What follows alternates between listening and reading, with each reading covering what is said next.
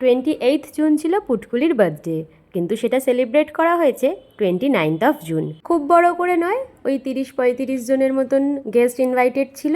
আর তাই বদ্দি ভাইকে বললাম রান্নাটা না হয় আমরাই সামলে নিচ্ছি। বদ্দি ভাইও খুব ভরসা করেই ছেড়ে দিল আমাদের উপরে। আর আজকের চিকেনের রেসিপিটা ছিল আমার, তবে আমি যেহেতু এত বড় কড়াই আর খুন্তিতে কোনোদিন রান্না করিনি, অনি, দাদা ভাই আর বুবাই মিলে আমাকে হেল্প করছিল রান্না করাতে।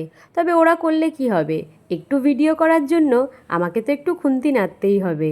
আর দাদা ভাইকে বললাম ধরো এবার ক্যামেরাটা। এদিকে হচ্ছে মিমি কড়াই রাঁধছে, আর ওদিকে মামা বাসন মাজছে। মামা কি বলছে কিছু বলবেন? এদি দেখান এবার পেমেন্ট চাইছে, ভাই আর বেশি।